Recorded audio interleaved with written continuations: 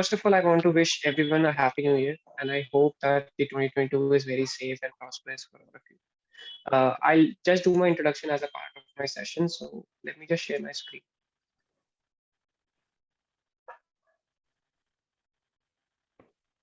Can you see the presentation? Yeah, we can. Yes. So I am currently working as a PM manager in the PowerPoint team, and it's very odd to give talks without a PowerPoint presentations for us. So I have prepared a small deck that can actually navigate this topic. So the topic that I will be presenting on today is a dilemma that a lot of product managers face in their career, which is whether they should build a particular technology or whether they should buy it for a problem that they are solving. So in today's session, I'm going to first talk about my corporate journey in a very short brief. And then we're going to talk about build versus buy dilemma introduction, because I can imagine that there would be a lot of budding product managers in this call. So they would want to know that what actually is this dilemma. Then I would share from my experience what are the factors that you should consider and what is the cheat sheet framework that you can use to take the call that whether you should build or whether you should buy. And finally, I'll give you an example that what I have seen is the industry trend of this dilemma, and we will also take Arun's input since he is also on the panel. So moving on, I'll explain myself about the corporate journey. So I graduated with a BTech degree in 2013 from Bharatiya Vidyapeeth College of Engineering, New Delhi. And I started off with a company named Aricent, which is currently, I think, Capgemini India or Altran, because that they acquired it. I started off with a developer role. So I was coding in C for the LTE, which is long-term evolution 4G. But right from the start of my career, I knew that I don't want to become a developer. So very soon I actually transitioned to software development engineering in test in Adobe, wherein I had a very rich experience working on Creative Cloud mobile apps, Adobe Spark, and Adobe XD. Adobe Spark and XD were the V1 tools that were launched in Adobe at that point of time. And it was a very enriching experience to see that how new products get launched. And how the product management team and marketing team work together to think about the product, solve users' problem, and launch it to the world. That intrigued me a lot, and I thought that I should try something in the field of either product management or marketing. And I knew that that's not going to happen in Adobe. So I thought that why don't I join some company where I can show merit and actually transition relatively faster than a multinational corporation. So I joined Grofers as an estate in the Grofers mobile application. And when the opportunity arose, and while I was working as stretch time to learn more about product management, also observing the product managers in Grofers from sidelines, I thought that why not switch to product management? So internally, I gave an interview, I got qualified, and I started my career in Grofers as an APM, just like Priyanka mentioned. There were two things that I took care of, Grofers consumer application and Grofer consumer website. So essentially, multiple areas within these two is something that I started my journey with, and I owe a lot what I am today to Grofers, because I feel that is the organization which gave me a chance to become a product manager and a lot of rich experience that I got that day. Then I thought that I should probably switch and gain product management experience at a firm which has large scale products and apply to multiple companies. I didn't know that life will bring me back to a multinational corporation again, like Adobe, and I joined Microsoft as a PM. So it's been a 3.5-year journey with Microsoft. I started off with the Office mobile app, which we launched as a V1 product, and it's available on the Play Store and App Stores. And then I moved to PowerPoint AI, where we are essentially leveraging the machine learning trends in the industry to make PowerPoint users be more productive and help them with the mission that we have. So this is a small introductory journey about me. Apart from PM, I actually love reading books, trying a lot of food cuisines, and also traveling. So those are the things that keep me busy outside of work. Now let's get going to the next topic, which is the topic of the day for me, which is build versus buy dilemma. So I'm going to explain a few cases where I have actually seen this dilemma in my life. So and these are the examples that I actually faced while I was in Grofers. So I was working in the Grofers payment pod, and we were thinking, so there were multiple problems that were happening. So our finance CFO came to us and said that I am paying a lot of merchant discount rate to a lot of payment aggregators, and I want to reduce that to improve my balance sheet. So we sat down and we discussed, and we figured out a solution sheet? How can you help via marketing team were coming to us and saying that we want to run a lot of offers. A lot of wallets are essentially asking us that we will fund your offers. Why don't you go live with us? For example, Paytm was coming on board, Ola Postpaid was coming on board, PhonePe was coming on board. But if we do one-to-one integration, it would take a lot of time. So the idea was that should we build a payment switch which help us increase the success rate of payments, which we wanted to do for our users, and simultaneously help our marketing and finance teams? Or should we just integrate a solution which is available in market called JustPay, which can help us solve the problem? Then we were actually dealing, I spent around 6 months in the customer support team, and there were a lot of problems where people were doing fraud orders and actually trying to gain money via using offers. So we thought that should we build our own fraud detection engine because the complexities and the issues that we are facing are something that we know, or should we just integrate a third-party solution named Third Eye, which was quite prevalent in the market and we have heard their pitch. Similarly, we wanted to reduce the average resolution time for any complaint. And that's why rather than email, we wanted to introduce chat. This is back in 2016. So the question was, should we build our own chatbot solution or should we integrate Fresh Chat SDK, which was one of the popular SDKs at that point of time? And finally, it's not always that you buy something, you sometimes buy services of the people also. So when we were building the Grofers web application and building a PWA, we wanted to do search engine optimization. And we were thinking that should we hire engineers who can do this? Should we train our current engineers who can learn and then do this? Or should we just hire a consultant who can do this for us and then we can continue to optimize on it? So as you see, in the whole career of Grofers, which is 1.5 years in product management, I came across four problems. Actually, there were more than four, where I felt that should I buy or should I build? So this is one of the most important dilemmas that you will regularly face in your product management career. However, that being said, I will say that it is actually a question that everybody faces, but it is quite dependent on the industry type, which is, are you working in a product-based company, service-based company, startup, multinational corporation? And we'll deep dive into that in a few slides from now. Stage of the company. So what are you building? Are you building iteratively into a very mature product, as in are you only optimizing the funnel, or are you just building a 0 to 1 product? And what is the type of problem that you're solving? So it's a function of multiple parameters. Might happen that you don't face this problem in your whole career in one organization, and you face this problem 10 times in another organization. And this has actually happened. I have faced this problem more than 5 times in Grofers. However, I haven't faced this problem even once in Microsoft. And I'll tell you why in the upcoming slides. But this is a dilemma and the caveat that you have to include there. Now, coming to the meat of the talk, which is what are the factors that you should consider in terms of finding a solution of build versus buy. So in my opinion, it's a mix of strategic and tactical. The first is strategic, which is you have to actually see that whatever you want to build, how much does it align with the strategy or the vision or the mission that you have for the organization?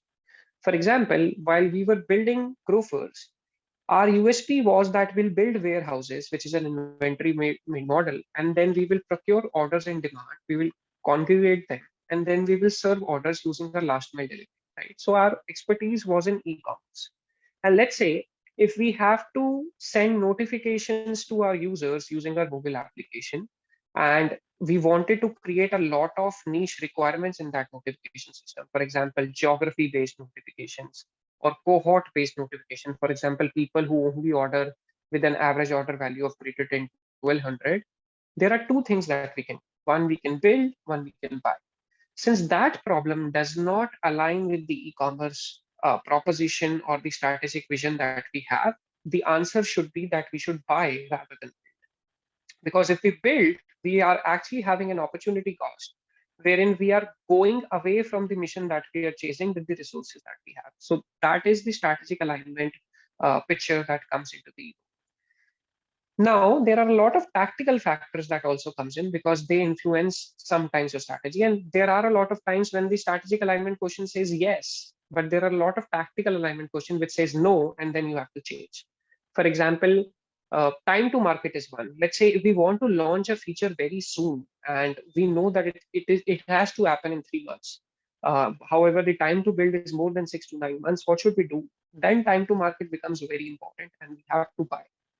For example, if you really want to build a solution of, let's say, buy now, pay later in e-commerce, you know that you can build this. You have a credit line, you can build this in terms of backend pipelines and all, but the cost of development would be high. However, you need to actually bring this solution very soon because you want to serve credit to your customers so that they can buy the large appliances from your website. Then time to market actually compels you to do a buy decision. Secondly, is competency. There are a lot of times when you would say yes to problems, but you don't have the competency. For example, when we were building the website and we wanted to do search engine optimization, so a lot of users actually see grofers at the top when they are searching for tomatoes or any of the grocery products in their region. We wanted to do search engine optimization, but we didn't have the competency to do.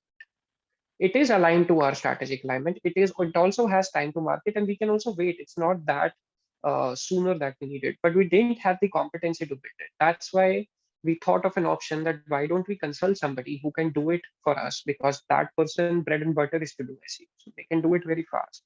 We can pay them for their services, and then we can continue to optimize and maintain, because in parallel we can build that competency rather than we build that competency by taking a few months and then try. The third is cost comparison, which is a very standard mathematical equation that you compare the cost of buying with cost of building. The only nuance that I would iterate from my experience is that when you are actually calculating the cost of building, people usually do that what is the number of developers that is needed, the man months that are needed to build this, and what is the cost of that man month. It only covers the initial building cost. There are a lot of costs that you have to see in the future. The cost of optimizing performance, the cost of maintaining, the cost of adding new features if your feature actually gains product market fit and you actually have to add more functionalities to it. So you have to inculcate all the costs that are associated with building. And when you go to buy, you have to again include all the costs. Only the license cost is not the thing that you are going to include. You have to include the engineer's bandwidth in terms of integrating that solution, maintaining it, and if there are new features required, how much time do you have to spend with that company in explaining the requirement, following up, because that time also equals a money value. So you have to do both. And very often when you run into that situation and try to do this, you will see that one solution will actually win by the other solution by a huge margin. For example, if one cost comes out to be, let's say, 2 lakh rupees, the other cost would be around 28,000 or 40,000 rupees. So the one cost will always outweigh the second one, and that will help you in taking that decision. Simplicity is another nuance that you have to take into picture. It's not a popular one, but sometimes if you are operating in a segment where being lean or where being fast as an application or product is really, really important, you have to see that how much baggage does the buying solution bring to you in the table. Let's say if the SDK is very heavy and it increases your app size, or if the integration is very heavy and it has a different hosting solution and produces a lot of technical debt in your product, that's something which you have to consider, which probably will lead you to do build rather than buy. Because in building, you will take care of your current code architecture and build from that point of view, rather than buying will introduce unnecessary complexities. And finally, which is data security and compliance. So this is a thing that you face a lot in multinational companies. We face a lot in Microsoft, wherein we are operating at such huge scale that the number of monthly active users we have for our product, probably that kind of traffic, a solution that we want to integrate hasn't seen before. So we are not willing to share the data of our customers. We are not willing to compromise on the security of the data of our customers. And that is why we are hesitant in terms of buying anything and rather we build. And it's not something which I'm only saying for Microsoft. There are multiple companies which don't buy because of this particular. So these are the nuances that I feel we should take into account while we build and buy. Uh, However, this is all theoretical gyan that I'm giving you. There is also a cheat sheet framework that you can follow, which gives you an easy answer that when to build and when to buy. So these are the situations that I feel that when you should build and when you should buy. For example, if a problem is aligned with your core mission, you should build. If you have very less money to buy, uh, let's say it does not align to your core mission at all, you should buy, but you don't have money. You are either bootstrapped or you are seed stage and you don't have the money to buy a solution which is very expensive in the market. Then you have no option other than building. If you have security and compliance compliance as one of your company's top priority, you have to build, because no solution will be able to cater to your demand. If you have very niche set of requirements which you think a solution can meet, but they will not be able to meet in the future when your requirement gets much more stringent, you have to build. And finally, if you want to solve a problem that actually there is no solution in the market which solves in the best possible way, you have to build, because there is no other solution. But I think this only happens when you are building something which is related to your core mission. For example, in Grofers, we were trying to build an experiment called group buying, which means that if I want to buy, let's say, an atta of 230 rupees, and I ask Arun that why don't you buy with me, both of us would get that atta at 210, 20 rupees discount to both of us. It's a model which is very prevalent in China, popularized by an app called Pinduoduo. This solution we will not find in the market, because this is very much related to our core mission, and no solution will try to solve this particular part. So we have to build this, because this is something very unique to e-commerce and the kind of grocery hyper-sale business that we were making. And then you can also see a lot of reasons that tells you that when you should buy. Moving on, in my opinion, that the orange board that you see out there is the reason when you only build. Rest white of it is all buy, and it happens in startups mainly. So the industry trend that I have seen is that in startups, in 90% of the situations, you usually buy the solution to fulfill your problem, because you are very lean as a company and you want to uh, reach your mission very sooner. You are fighting for survival, so you can't build all the problems that you are facing. In fact, you buy so that you can reach the stage faster. However, in multinational companies, you often build rather than buy, because of data security and compliance reasons, because of multiple other nuances of privacy that you don't want to do it. I have heard that Amazon does not buy a lot of solutions. They usually build. And I also saw this firsthand when I came to Microsoft 3.5 years back. I say 90% because there are 10% situations when multinational companies also buy. For example, Microsoft does not build a payroll software. They outsource it to a vendor. They use their tool. They don't build a medical management system software where all insurance is covered. HR software, all of these things is something which they actually outsource or buy a product for. But all of the other things they don't do. For example, I was in Adobe and we used to use Concur for filing expenses and traveling it. We also use in Microsoft. So I don't see these companies building for that use case also, because it's not aligned to the strategic mission, which was the first part. Arun, do you have any experience from your experience which you want to add here? Because this is just a disclaimer, this is biased from my experience. So something which you want to add. Absolutely. And thanks, Mohit. I think it's a great summary, especially the last couple of slides, which give the cheat sheet and the factors to consider. I'd like to say that, as you mentioned about strategic alignment, companies, it's like, for example, if companies will usually keep their core competence or their primary offering to the market as something that they build and not buy, right? However, it might take a while for startups to even find a product market fit. And initially buying, and when Mohit says buying, it's not packaged software or even cloud software, it could be services. For example, in my company, when we started as a startup, there were no engineers. So even though it was supposed to be it is a software app company, we had to buy the initial skill of product development and app development from an outsourced partner and then transition that in-house. So that can be a thumb rule that essentially once you figure out what your core offering is, you will tend to bring that in-house into a build mode, though you might start with a buy mode, right?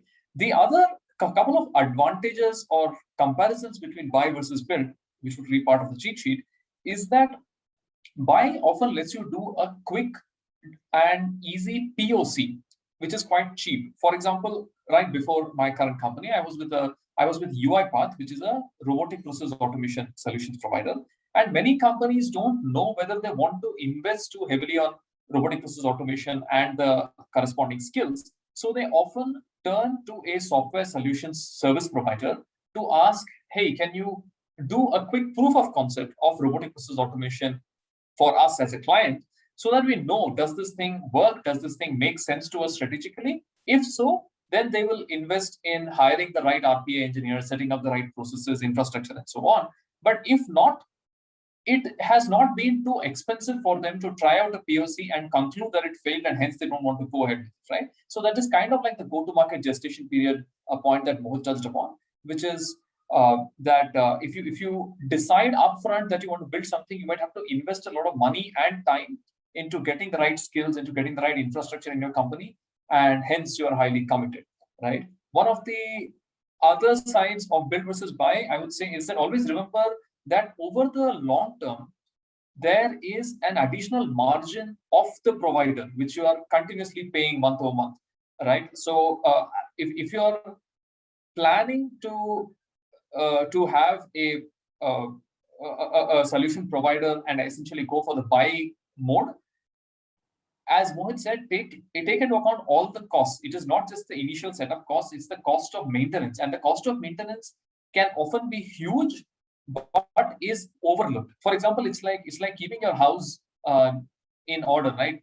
Clean. It's not just about buying it for the first time and saying that, okay, my paint is fine, my furniture is okay, and my wardrobe is fine, and so on. You have to keep doing maintenance on it and keep your house clean month after month, and that takes effort and time and money. So it's the same thing with software. There'll be bug fixes, there'll be improvements, and so on that come. The buy situation needs to take into account those costs and those investments. So yes, those are the couple of inputs, Mohit.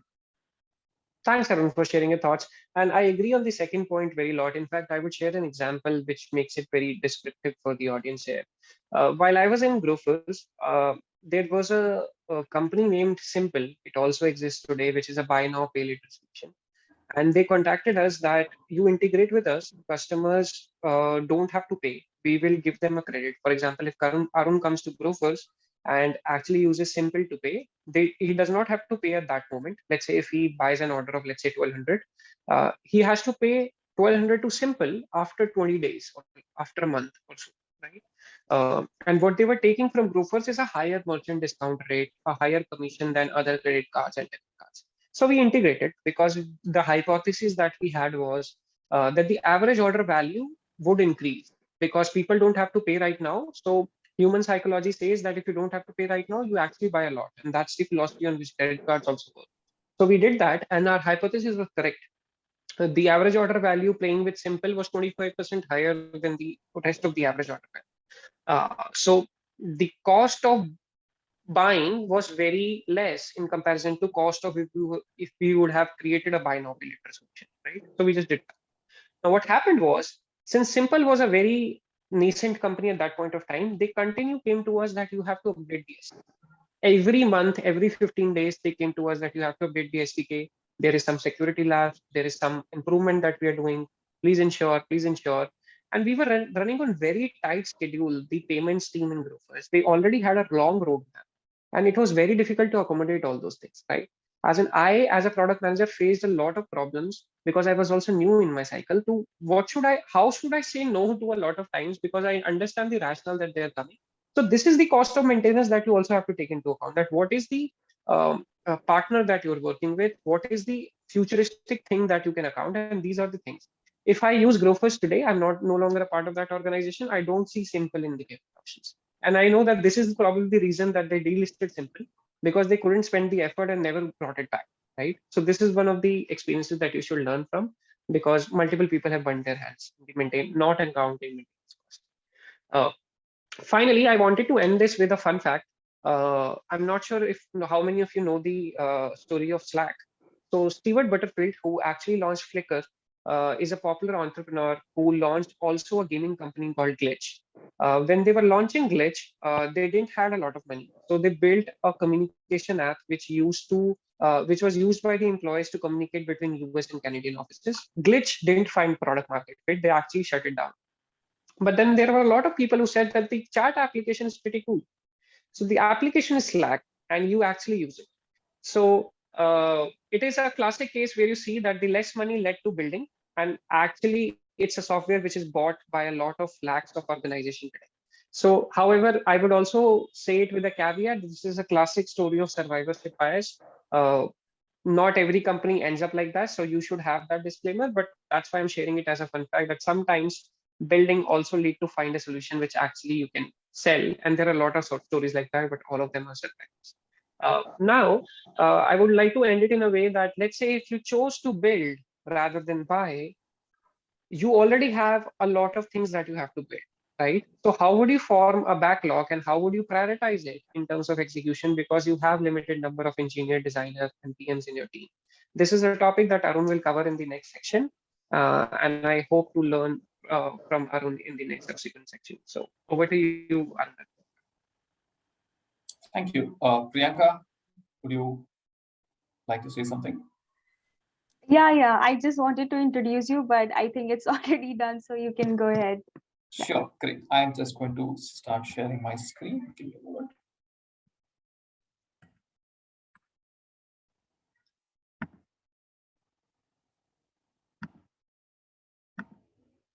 There, is everyone able to see the title slide? Great. So, as Mohit mentioned, you have made a certain decision whether to build or buy software or services from a partner, and you're off to a good start, ready to get to market, test your product out with your target customer base. A lot of exciting times ahead.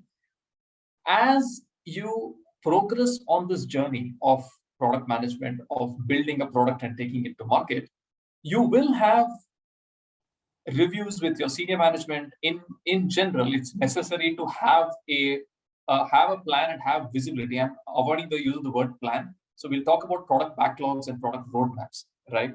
So that is where the product backlog or product roadmap comes into picture, and we'll take a look at how to build and prioritize, right?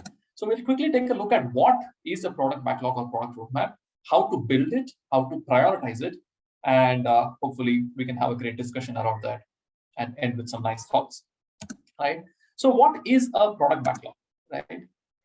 At the very basic level, it's essentially a laundry list of features or initiatives that you want to do with your product, right? Now, there can be a lot of nuances and a lot of ways of presenting it, of debating upon it. So those are some of the factors that we take a look at, right?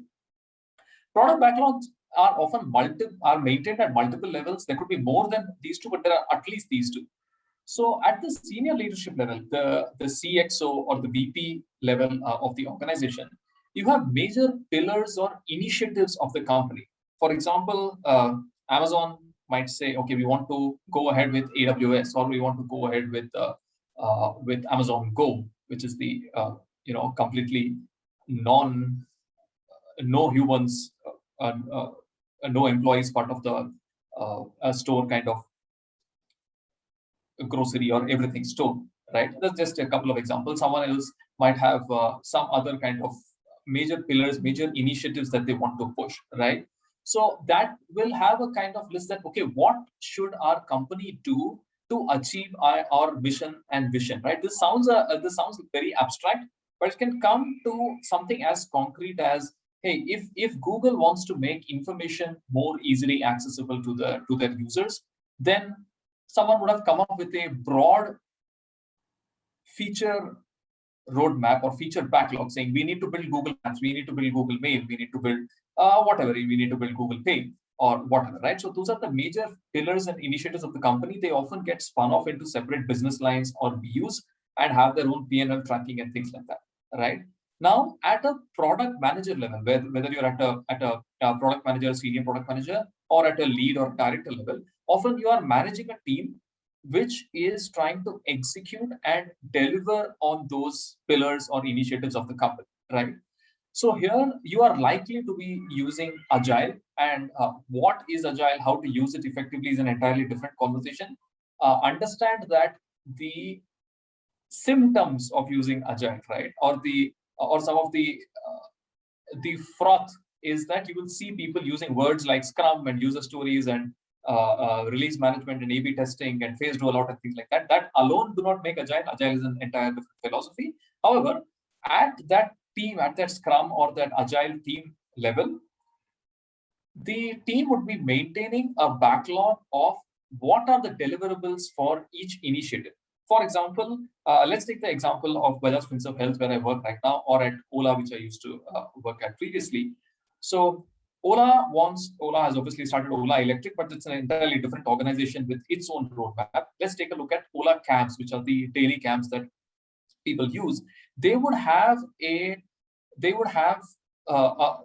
bunch of initiatives saying, how can we engage drivers better? How can we provide better value and better visibility to customers so that they can trust that the rides that they book on the Ola app are safe and clean and reliable and on time, and great value for money and so on, right? So these would be some of the hard problems that they're trying to track.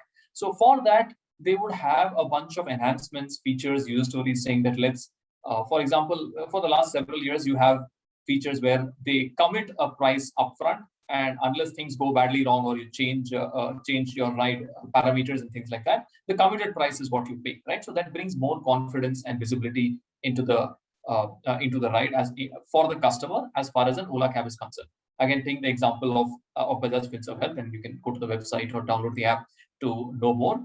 Bajaj Finserv Health offers a number of features or a number of value propositions to the target customer. For example, you can book doctor appointments, you can book lab appointments, you can view hospitals, you can store your medical records and prescriptions and invoices and so on. So all of those are company initiatives, or essentially building blocks of the offering to the customer. And each of these teams would have their own backlog that says, how do I make the experience of finding a doctor, being able to teleconsult with them, being able to get good recommendations and a good consulting experience, being able to get a prescription that I can easily read and understand, and maybe easily order medicines from according to the prescription, whatever, right? All of these kind of features or initiatives be part of the doctor booking experience. Similarly, for any of the other different experience, those would be held at a per initiative or at a Scrum team level, and then they further get broken down into per quarter, per month. That becomes a plan, right? Remember that backlogs or roadmaps are prioritized, not planned to dates. What do I mean by that? All you're saying is you will do A before B, right? You're not saying that A will be done by February and B will be done by March or April, right? That takes an entirely new level of detail, because you would need to know what engineering is required to be able to build such a feature or such an enhancement. What is the testing framework that is required? What are any edge cases or fraud or misuse that could happen? What if something goes wrong? Does the entire feature come to a halt, or are you able to get over that one bug or one mistake that happens and continue pushing that feature, right? You can't bring your company to a halt just because some mistake happened, and mistakes are bound to happen. People are human, whatever. So mistakes are bound to happen, right? So the point I'm trying to make is the roadmap or the backlog is prioritized, saying we'll do this before this, but not necessarily, and actually not planned to dates. Once it's planned to dates, it becomes a delivery plan, and that is tracked by PMO and by release management and delivery management to ensure that we are delivering on schedule, on budget, on quality. So that's a whole different thing, right? Where do you use this? You often use this to make go, no-go decisions. So let's take an extreme example.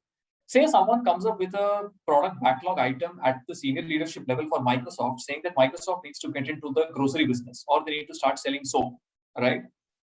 Possibly some VP comes up with such an initiative that will get discussed at the highest levels, and obviously will get shot down in this particular example.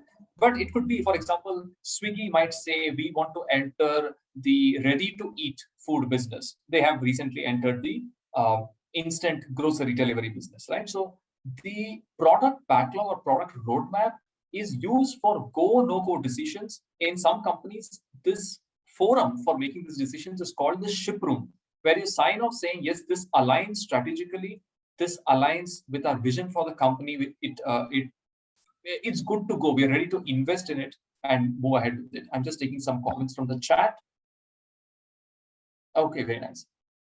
Right. So moving on. Right. Now, how do you build a product backlog? First, ideate and list functionality that aligns with the vision of the org. So if the vision of the org of any of the examples that we take is to make a certain impact on the world. So for example, how consumers consume healthcare, or how consumers access software, or how businesses run their enterprises efficiently in the case of, say, ERP software like Oracle or SAP or things like that. So you might have this broad statement that needs to be made true, right? So that is the vision of the org. So the senior management or anyone, ideas are often brought bottom up, and they could be very small enhancements and iterations, or very large initiatives that are suggested by members of the team at any level. These are literally discussed and bubbled up and forth. So to figure out which of these ideas align with the vision of the organization, with the vision of the individual team, and then take it forward, right? One of the prerequisites for doing this, which is getting rarer and rarer in today's world of disruption, is that you would want a visibility of 1 to 5 years. I mean, 5 years is probably asking for too much. It seems like even 1 year is asking for too much. For those of you who are working on startups or working as startups, how many of you know what you will be working on, what initiatives you'll be working at on 6 months down the line? I, for one, in my past experience, was often at certain points in time where I had no idea what I'm going to be working on later this week or even next month. Forget about 1 year later or several years later, right? But that is the senior leadership's job, to be able to give that much clarity to the team, saying, look, this is where we want to take the company to, this is what we want to stand for. Against that statement, people will be able to start different initiatives, come up with lists of features or enhancements that they would want to build. So then at the org level, you would give an ordered list of functionality. And I'm going to take the example of Bajaj Finserv Health again. So the objective is to try and become the biggest payer for healthcare, right? Similar to Optum in the US, which is essentially when a patient needs to pay for healthcare, they've taken some kind of healthcare procedure and they need to pay for it. The patient never needs to pay out of their pocket. It's always Optum that pays the healthcare provider. Obviously, Optum has the right policies and the insurance and whatever to make money. They are not a charity. But the fact is, money is handed over to the healthcare provider by this payer intermediary called Optum, and the vision is to bring the same kind of experience in India, right? So with that, what are all the different initiatives that you would want to have? You would definitely want to give some sort of a credit line to patients who need healthcare. You would want to integrate multiple partners together such that data is exchanged and data still remains in control of the patient. So you would have a whole bunch of initiatives. The backlog or the roadmap is formed by having an ordered list, saying that first, we need to let the customers know that such a service exists, that they can consume healthcare, and this is a way to finance their healthcare. So these could be some of the main functionality that the company would want to do, and that might take a year or so. And accordingly, you would try to bring visibility for as long as you, whatever length of time you can, right? That's at the senior leadership level. At the Scrum team level, so for example, say there is one Scrum team or one feature team which is saying, I am going to provide easy consulting experience with doctors, or I'm going to provide easy financing options whenever a person needs healthcare. This individual Scrum team will start figuring out, okay, here are the different features. I need to be able to search for doctors of my specialization and be able to get the best doctors around me, or if it is a teleconsultation, probably the best doctors in the world who can address my query. What are the enhancements of user experience? What are the enhancements of paying for a consultation? Actually, the consulting experience where people, where the doctor and the patient are talking to each other and so on, can happen. So all of those would be line items that are kept at the Scrum team level backlog.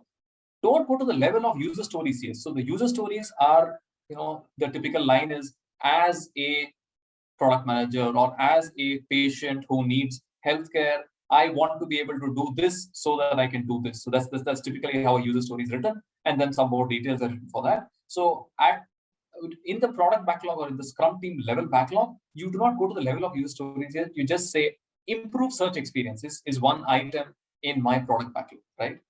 Remember that by default, any major bug fixes, security breaches, any concerns raised by multiple customers or maybe feature requests from customers should be at the top of the list, because the world is telling you those are the ones that have the highest impact. So there is a level of ideation that happens here, but the major bug fixes and things by default should be at the top of the list. If, for example, you have a bug that your user is unable to log into your app, it doesn't matter what kind of search experience you're aiming for.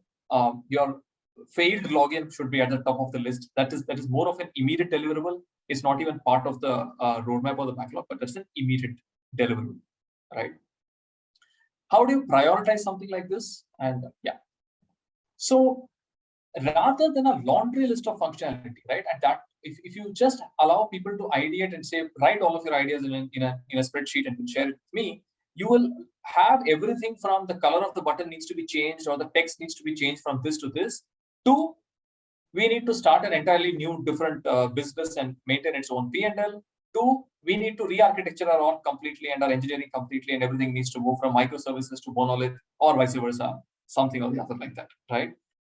A kind of thumb rule to do that is to use themes, right? So you have the pirate metrics, the AARRR, that's, let me just look it up. That's acquisition, activation, retention, referral, and revenue. So that's essentially from your target customer, from a person in your target customer demographic, being aware of the fact that your product or service exists and hence getting onboarded onto your offering. That is acquisition. Activation is when they start interacting with the product and start using some of the features for the first time. Retention is when they repeat usage. That means they find that your product or a feature is useful and they come back multiple times. Referral and revenue are the hardest and the most monetizable parts of the funnel, where your customer is so happy with your product that they refer it to their friends and colleagues and eventually start paying for it, right? That's where you want to get. So you might have features for each of these 5 phases. So saying that in the first quarter, I'm going to focus on acquisition. That means I want to get a lot of people on board on my product. I don't really care whether they end up paying, whether they end up using my product multiple times a day and things like that. We'll worry about that later. But let's first get them onto the product, right? So you might have a bunch of features on acquisition, things like I'm going to provide maybe discount vouchers, I'm going to do some social media campaigns, I'm going to do marketing, or I'm going to use whatever, right? I'm going to use referral from other apps, tie-ups with other apps or whatever. So those could be some of the features that you could have for acquisition. And similarly, quarter by quarter, you can go down these 5 pirate metrics and build features for each part of the funnel. Remember that in every quarter, there is something that is emphasized, but the others are not lost. It's not as though in the first quarter or second quarter, when you're trying to acquire customers, you're not going to build any features for them to be able to transact or to be able to pay. And that's going to come in quarter 5, right? It's just that is not the primary focus. That's not the emphasis in a certain quarter. And that emphasis shifts from quarter to quarter. So you'll have a thematic distribution that way.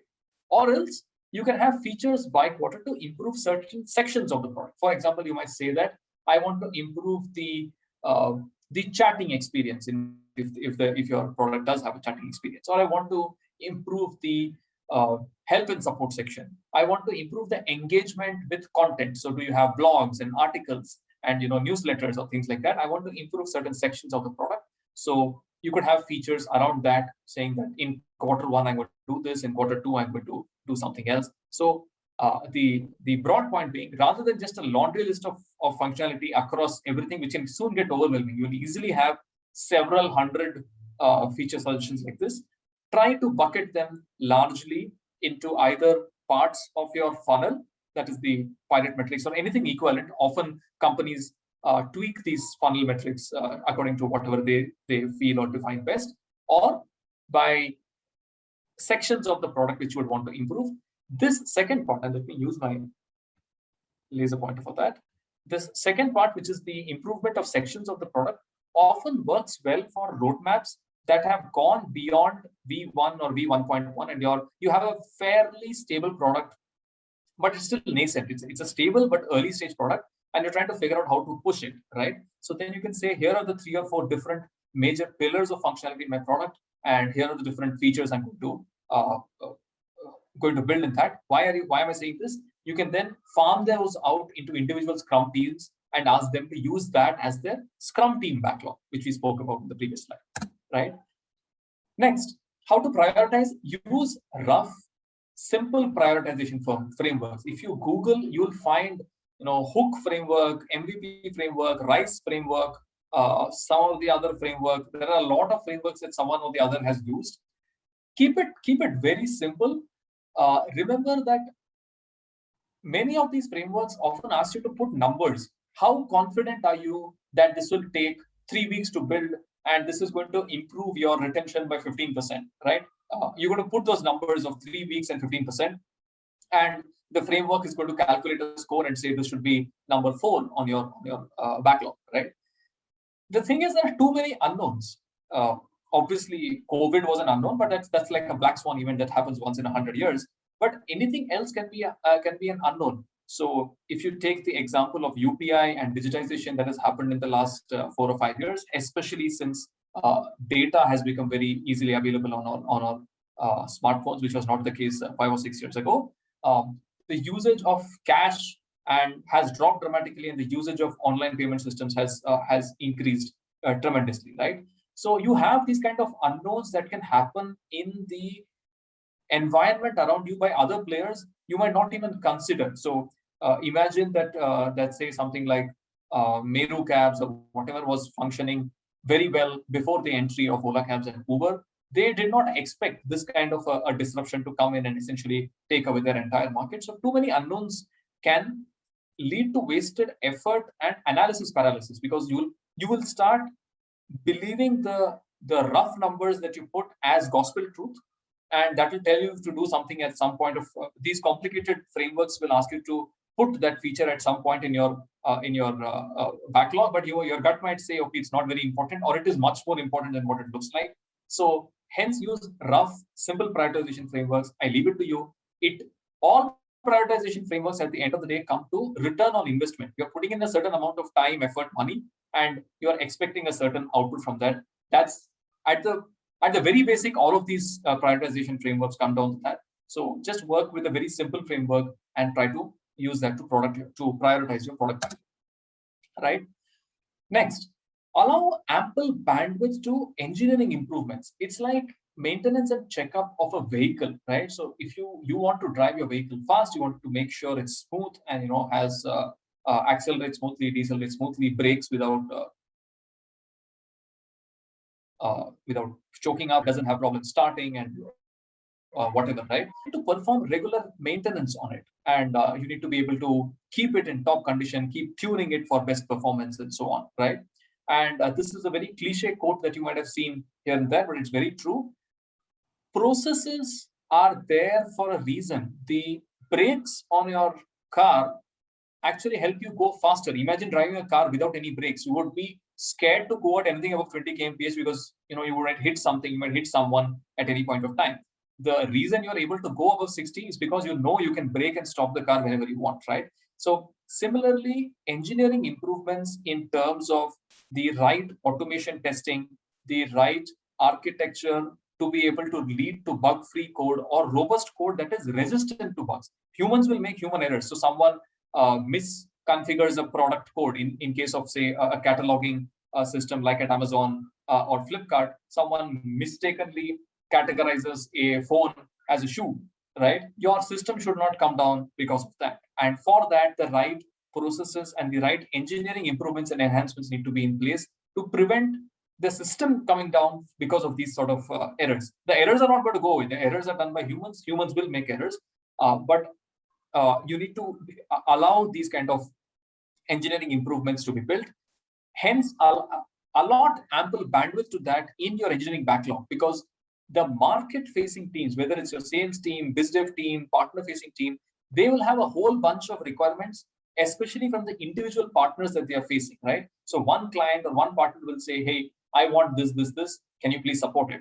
Now, rather than saying, okay, this is an important client and I need to support it, again, that is also an angle that you need to take care of, but that should not solely drive your product backlog prioritization. So coming back, rather than listening to inputs only from your external revenue facing teams and making your product backlog a list of features or prioritizations only of these features. Ensure you keep enough bandwidth, enough space in the backlog for engineering improvements. Remember, often engineering improvements may be unknown at the time of creating the backlog, right? So just leave about 30% of time and effort for engineering improvements. As and when you build more engineering, you build more features, your engineers will come up and say, hey, if you want to do this, I need a month of time to do some re-architecture, to do some engineering improvements. And that time you'll know at least I've allotted a certain amount of bandwidth for it. So it's good, right? And as mentioned earlier, it's not a delivery plan. That requires more detail and visibility on what exactly the screens will look like, what are the APIs that will be called, do we even have the data that is required to be able to drive whatever feature, how do we collect that data, how do we do error logging, how do we do security, data security, fraud analysis, all sorts of things, right? So only once that level of detail is there, will you be able to put a date or a timeline against an item in the feature backlog and make it into a plan. So remember that a product backlog or product roadmap is more like is just a list, or is like a vision, is like a rough hand sketch of what you would want your product or to do in the market. Not a hand sketch of what the product will look like, but it's a word sketch or a rough sketch of what impact you would want your feature or your product to have in the market a fair amount of time down the road. Now, that fair amount of time depends on the stage of your company and the stage of your industry. So fintech and blockchain and things like that are very new and very nascent. They probably don't have visibility beyond 6 months. Some other industries may have visibility for 5 years or even more. So take a call accordingly. It's a rough sketch of where you want to be, right? And that's it. It's a very quick talk. Quickly to summarize, use a product backlog as a skeleton of functionality that will be fleshed out in greater detail during planning and sprint execution. It is to drive the conversation in the ship room, make go versus no go decisions. That's why you have the product backlog or the product roadmap, right? Keep the product backlog prioritized, not scheduled. So that is when once it becomes scheduled, it becomes a planned and execution deliverable. A lot of eyes and a lot of effort is put into it to make sure it gets delivered on time and quality. That comes later. Use broad themes or a capability lens to select and prioritize items. So the AARRR metrics or capabilities that your feature or product wants to provide to the market. Use that lens to select and prioritize items. Also to discard items, obviously, like the example of selling soap for Microsoft. That is not part of either their broad theme or their capability, so they will not want to do that. And allow sufficient bandwidth to keep the engine, that is the delivery engine, the engineering pipeline engine, running smoothly. And that's it. With that, I come to the end of my talk. Any questions, any comments, I'd like to take them up. Please leave a note on the chat window. Okay. Ashish asked, are you saying that user stories don't go into the backlog? Largely, yes. So the fact that you have a user story, and when you say user story, I'm assuming it's already fleshed out, right? If you just have a headline, then it's not a user story, and that can go into the backlog, right? So and this user story term will come at the Scrum team level. So if you know your WhatsApp video calling business line or video calling initiative or whatever pillar of the WhatsApp app has a few user stories, if they are fully fleshed out, that means they are already planned and they'll probably be delivered in a couple of months or so. That will not go into the backlog of the roadmap. That will, whereas something like, I don't know whether eventually WhatsApp might want to have, say, holographic calls. I'm just throwing it out there, right? That would go into the backlog and would be taken up with the senior management for discussion, saying, video call team, are you eventually planning to support holographic calls? Please take that back to your Scrum team and figure out how to make it happen, right? I hope that answers your question. Chirashri asks, how do we decide our own performance issues for a product need to be considered as part of the product backlog? Great question, Chirashri. Now,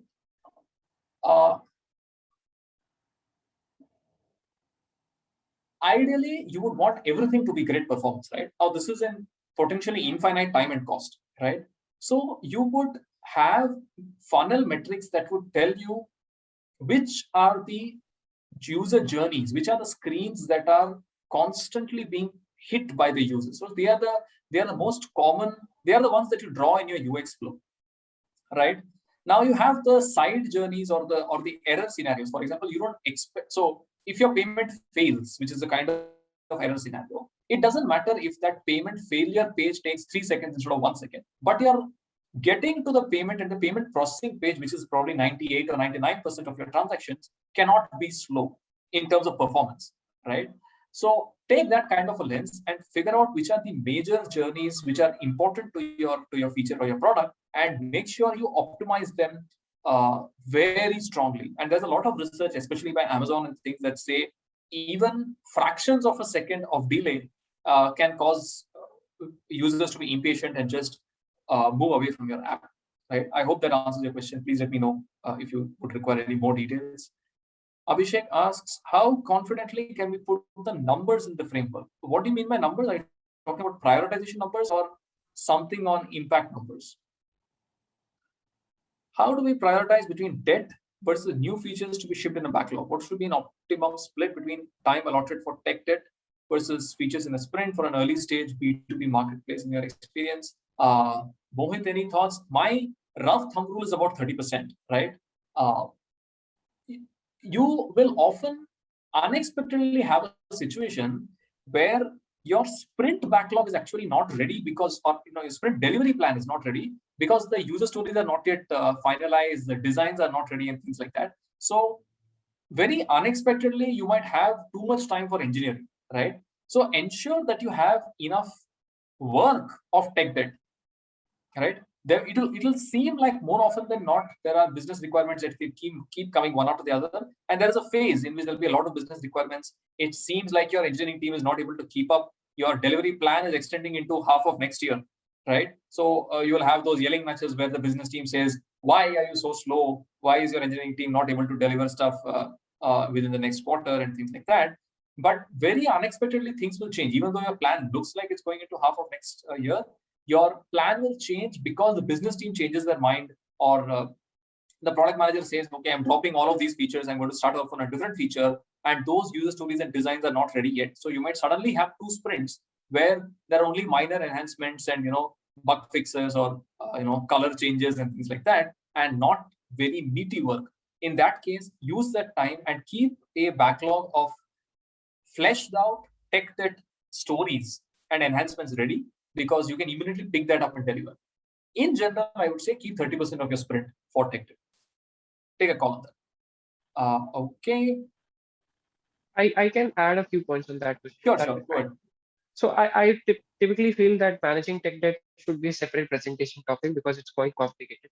As you know, that working on real product work is really important because it helps you move towards the goals that you have set. But minimizing the tech debt is also very important, which actually helps in developer efficiency, which will actually accelerate you in terms of product development and also do not ensure any leaks. So I think the first important aspect that you should do is awareness about the technical debt, which is you should have a very close relationship with the engineering lead to understand that how much tech debt do you have and how severe it is, that when should we actually address it. Once you have that awareness, then you have to maintain a balance between what we need to ship and what you need to resolve debt, because both are actually helping you moving towards the goal. Right. The example that the kind of way that Arun suggested is a correct one. However, there are a couple of more ways that I've tried in the past which actually helps you out.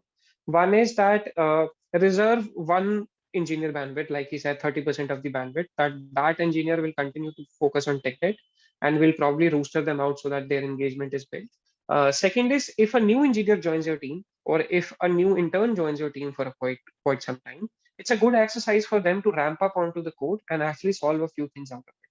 So that's also a creative way to solve technical debt that you can do. But yeah, the most important aspect is to understanding the severity of the tech debt. And I think the engineering needs to take a stance there, but you should understand their perspective also while building.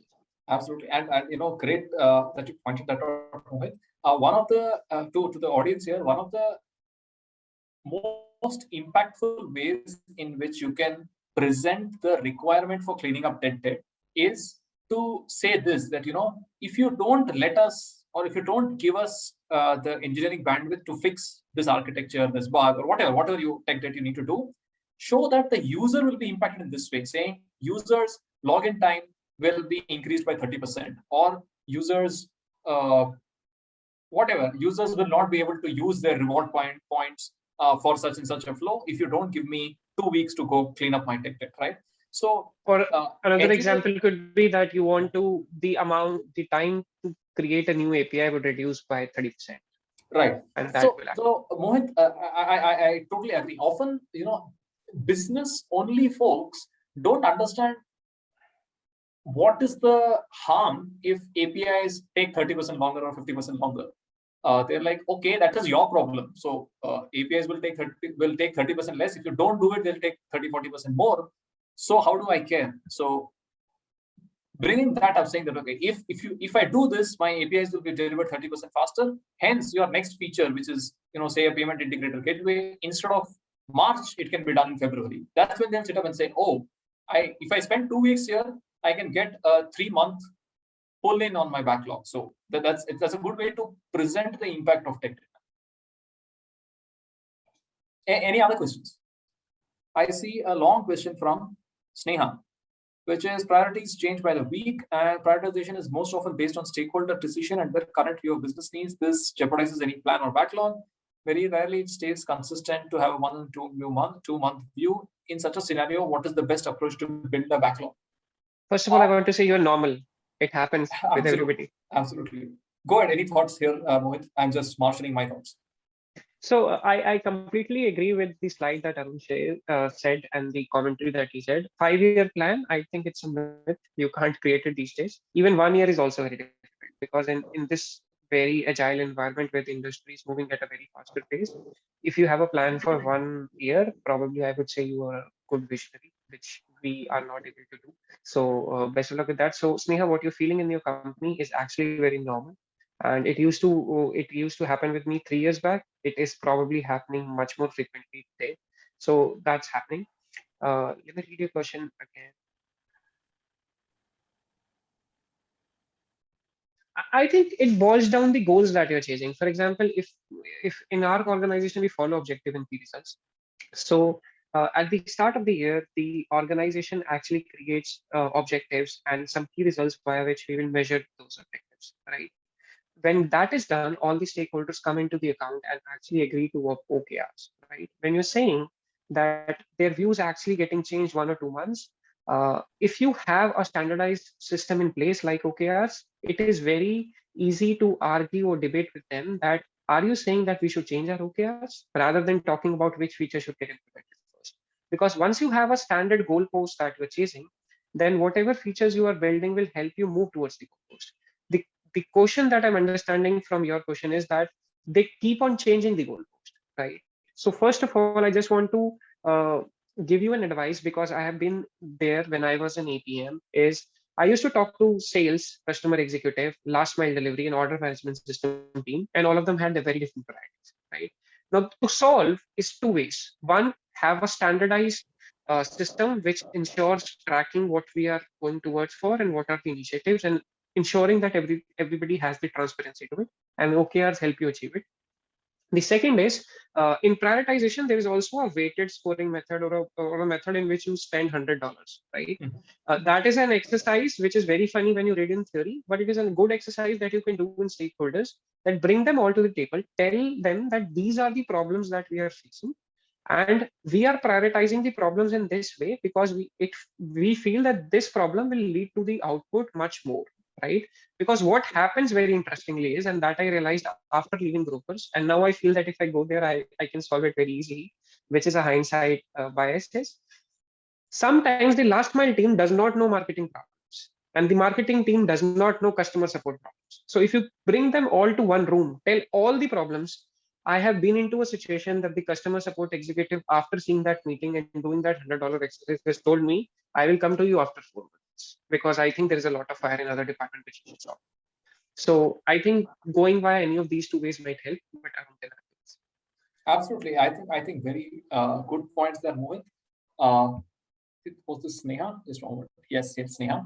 So one of the things, and we are going through exactly the same thing here at my current company. So one of the ways you can kind of hold people accountable. See, the thing is, whether it's senior management, someone else, you need to be able to communicate what is the effect of changing the goalpost frequently, right? So communicate relentlessly, communicate very regularly that this is what I have in my backlog now, and I'm aligning my team to do this. So current, for example, say you have 3 initiatives or you have some client or whatever, and you have a bunch of features for that. So you're saying that I have these features to satisfy this client. So for the next 2 months, I have this view, and say that if you want to change it, there is going to be such a cost. Obviously, what is in plan will get delayed. That has to be. I mean, though it sounds obvious, people don't get it. Typically, what happens is senior management says, in February, I asked you to build a certain feature, and you said it was 2 months work. Then in March, I said, okay, no, let's build. So you started working on that. Then in April, May, the senior management will come back and say, what happened to that feature that I asked in February? You were supposed to deliver it by March, April, right? And at that time, it's hard to midway you change something, so I dropped that. They will say, look, you said 1 month or 2 months. I want expected to get one done in 1 month or 2 months.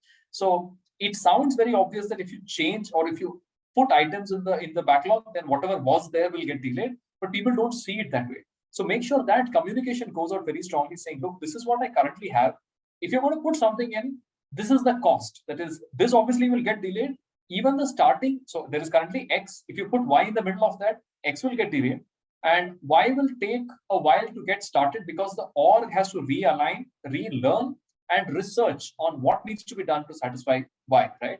So that sets the expectations with the stakeholders that, okay, there is a cost to changing goalposts or decisions too quickly. And hence, it's important for them to think through and at least give you hopefully a 6-month roadmap, but at least a 2 to 3 month roadmap, and not change it too frequently. I hope that answers your question, Sneha. And Alvin, thanks for your. So there is another question that Amit sent to me. I'll ask it to you. He sent Sure. on a private chat, which is how to represent the features that are still under discovery on the roadmap, as we may still not be sure whether the feature will impact the metrics. So great question. One of the right way to do it, and unfortunately very few companies, startups do it, is you can do this with a user group, that is either of FGD, focus group discussion, or you can call in a couple of individuals, even hallway conversations with a team that is not related to you. So go to your finance team, HR team, operations team, if you are part of the engineering team, and show them the UX mockup. So it's very easy to build UX mockup on InVision. There are a lot of tools that will do this, right? So before you spend engineering time and effort in building a POC, if I understand the question is, how do I know whether my feature will work, will have the expected impact on the user? Build your screens as a draw your screens with the UI designer, put it on InVision or something. You can actually put it on a device. It will look like a real app. It's just that there's nothing working. The buttons don't work. They just go from screen to screen like a presentation, right? And show it to a potential customer. You can even be a friend or colleague in your company and say, look, I'm planning to build this. What do you think, right? Why are we saying this? This takes very little cost. If that person says, hey, I don't understand what the screen means, or why would I even use this? I'm getting something else cheaper outside or better outside. Why should I come to your app to do this? By getting that feedback at the screen level, you're ensuring you're not putting in engineering time and effort and then saying, okay, this whole thing was a waste, right? You will go back to your design, you will go back to your roadmap and tweak it before spending engineering time and effort on this. Does that answer your question, Amit? I think Amit is not the call now. Okay.